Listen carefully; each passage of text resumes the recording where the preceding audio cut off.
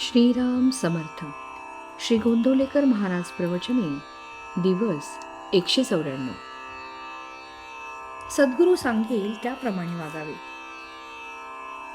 शुद्ध भावना म्हणजे मोबदला न घेण्याची किंवा फलाशा सोडण्याची इच्छा. भक्ती अशी निरपेक्ष असावी. देवालये बांधली, देवांचे पूजन अर्चन केले म्हणजे भक्ती निरपेक्ष केली असे नव्हे. देवाचे करीत असताना, जप करीत असताना त्यापासून काही हवे आहे असे न वाटले पाहिजे. तुम्ही सर्व लोक भजन पूजन करता, परंतु हे सर्व कसे होऊन बसले आहे? जसे भांडे कुठे ठेवावे, पळी तावण कुठे ठेवावे वगैरे जे शास्त्रात लिहिलेले असते ते सर्व माणूस तोंडाने म्हणत असतो आणि करत असतो, कारण त्यामुळे त्याला कृती करणे सोपे जाते. तसे आपण देवाचे करतो, परंतु ते केवळ केले पाहिजे म्हणून.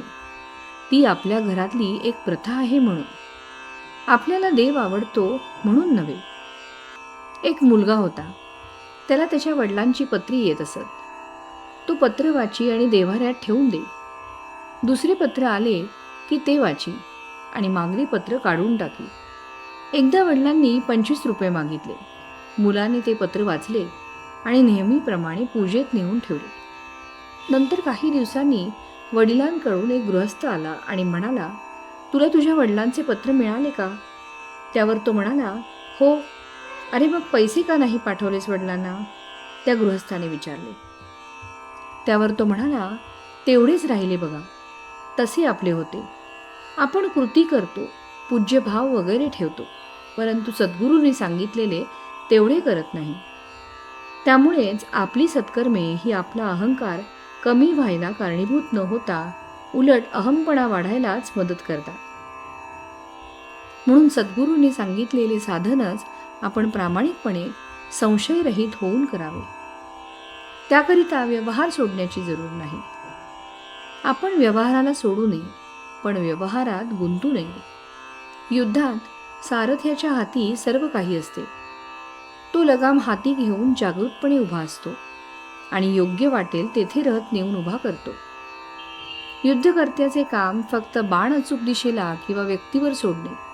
त्याप्रमाणे आपले सर्व जीवन एकदा सद्गुरूंच्या ताब्यात दिल्यावर तो सांगेल त्याप्रमाणे वागणे हेच आपले कर्तव्य ठरते. ज्याने जगाची आस टाकली त्याचे तेज पडणारच हे लक्षात ठेवावे. एखादा रुपया आपण उचलला तर त्याच्या दोन्ही बाजू जशा एकदमच हाती येतात, त्याप्रमाणे आपण प्रपंचात पडलो की आपल्याला परमार्थ हा पाहिजेच. परमार्थात भगवंताची गरज असते.